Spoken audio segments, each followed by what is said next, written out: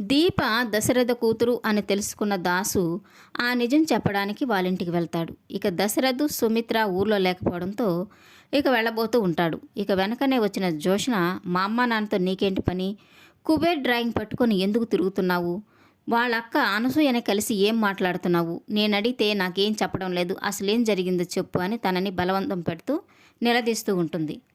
ఇక దాసు అయితే వారసురాలు దొరికేసింది అని చెప్పడంతో ఇక ఒక్కసారిగా జోష్న షాక్ అయిపోతూ ఉంటుంది. అయితే ఆ వారసురాలు ఎవరో చెప్పు అంటున్న జోష్నతో, నేను మా అన్న వదినలతోనే చెప్తాను అని చెప్తుంటాడు దాసు. నువ్వొక శాడిస్ట్వి, నీకు ఏ నిజం తెలీదు, వారసురాలు ఎప్పుడో చచ్చింది, నేనే అసలైన వారసురాల్ని, నువ్వు చెప్పే కథలు ఇక్కడ ఎవరు నమ్మడానికి సిద్ధంగా లేరు, నీకు ధైర్యం ఉంటే ఆ నిజమేంటో చెప్పు అని గట్టిగా అడగడంతో ఇక కోపం వచ్చిన దాసు అయితే, వారసురాలు బ్రతికే ఉంది, తను ఎవరో కాదు, చెప్తే నువ్వు తట్టుకోలేవు, శివన్నారాయణ మనవరాలు దశరథు సుమిత్రల కూతురు, ఈ యావదాస్తికి వారసురాలు ఎవరో కాదు, కుబేరు కూతురు దీపానే అని చెప్పడంతో ఇక ఒక్కసారిగా జోష్న షాక్ అయిపోతూ, నేను నమ్మను, నువ్వు చెప్పేదంతా అబద్ధం అని చెప్తూ ఉంటుంది. ఇక దాస్ అయితే, దీప కుబేరు సొంత కూతురు కాదు, దీప పుట్టగానే చంపేయమని మా అమ్మ సైదులకిచ్చింది, బిడ్డని చంపడం ఇష్టం లేని సైదులు తనని బస్టాండ్లో వదిలేశాడు.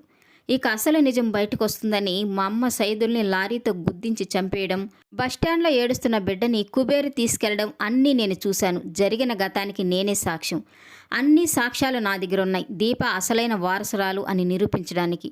మా అన్న వదిన వచ్చిన తర్వాత ఈ నిజాన్ని వాళ్ళ ముందు బయట పెడతాను. చేసిన వాగ్దానం ఎంత గొప్పదంటే, ఎంత బలమైనదంటే, కాంచన వాళ్ళన్న దగ్గర తీసుకున్న మాట ప్రకారమే అసలైన వారసురాలైన దీప మెడలోనే కార్తీక్ తాళి కట్టాడు. నీ పెళ్ళి జరుగుతుంది అనుకున్నది జరగకుండా ఆగిపోయింది, అదే మాట అంటే, వాగ్దానం అంటే. అన్ని నిజాలు బయటపెట్టి మా అమ్మ చేసిన పాపాలన్నీ ప్రక్షాళన చేస్తానని చెప్తూ ఉంటాడు దాసు.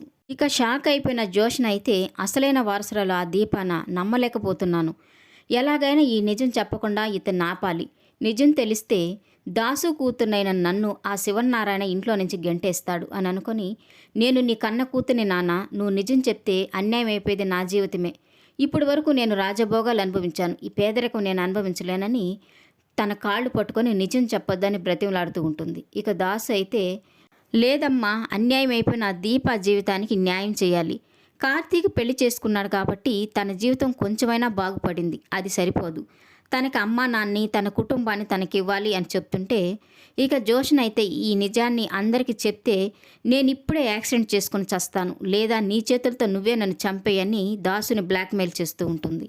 అలాగే మాట ఇవ్వమని ఒత్తిడి చేస్తూ ఉంటుంది. ఇక దాస్ అయితే, మాట ఇవ్వలేను కానీ ఒక మాట అయితే చెప్పగలను, ఈ నిజాన్ని ఎప్పటికీ ఎవ్వరికీ నా నోటితో చెప్పను, అలాగే ఈ ఇంటి వారసురాలికి అన్యాయం కూడా జరగనివ్వను అని చెప్తూ ఉంటాడు. ఇక జోష్న అయితే, ఈ నిజాన్ని ఎవ్వరికి చెప్పను అన్నంతవరకు బాగానే ఉంది, కానీ వారసురాలికి అన్యాయం జరగనివ్వను అంటే దాని అర్థం ఏంటి అని ఆలోచిస్తూ పక్కకి తిరిగేసరికి దాసు అక్కడి నుంచి వెళ్ళిపోయి ఉంటాడు. ఇక చుట్టూ చూసిన జోష్న తను లేకపోయేసరికి, ప్రస్తుతానికైతే ప్రమాదం లేదు, ఈ నిజాన్ని తను చెప్పనని నాకు మాటిచ్చాడు కాబట్టి తర్వాత ఏం చేయాలో ఆలోచించుకోవచ్చు అని అనుకుంటూ ఉంటుంది.